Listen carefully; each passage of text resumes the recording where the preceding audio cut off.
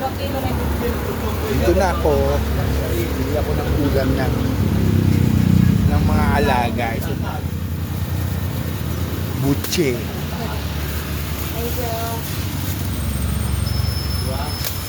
Dalawang araw na rin to, no?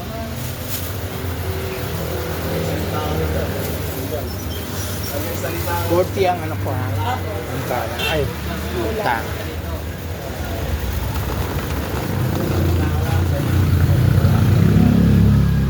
Pahinga muna sandali. Hihingal ako. Nakapagod eh. Meron kang isang account ka. Add kita doon. Sabi ko nga, siya ba yun? Parang hindi ikaw, parang ganda ka doon. Sa isang yun. Ayaw talaga pag nag-ayos. Naiiba talaga pag sa picture. Nakapagod. Dito ako bumili ng ulam.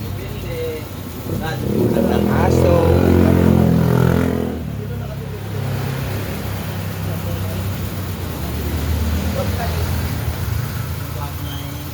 Sige, uwi na.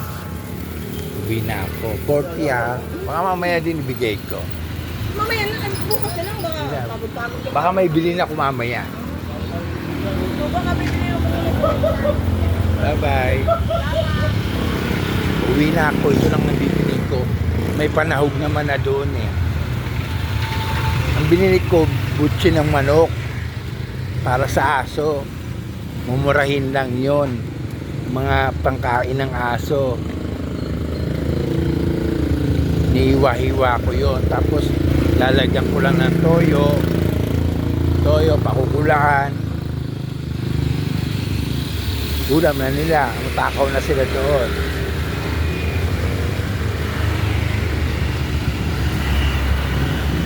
Pabalik na ako.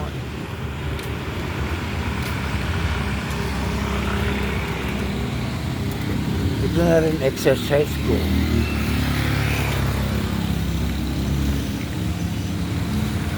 Sige mga kapatid, ka-stroke. Hihingal na ako. Oh. Mag-ehersisyo na. Bye-bye.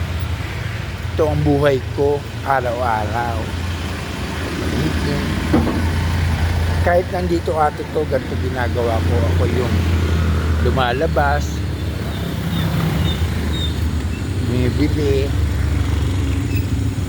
Ang ate ko, siya yung trabaho niya sa amin. Siya yung papaligo ng aso, naglalaba. Siya yun. Sa pagkandyan siya, naglilinis siya. Ako naman nagluluto ng malengke. Pag wala siya, lilinis din ako. Hindi ka pwedeng hindi maglinis eh. Kasi may mga alagang aso kami. Kaya dapat araw-araw kailangan malinis. Sige na, bye-bye na mga kapatid. Ay. Ka-stroke, bye-bye na. Ingat ang lahat. God bless us all.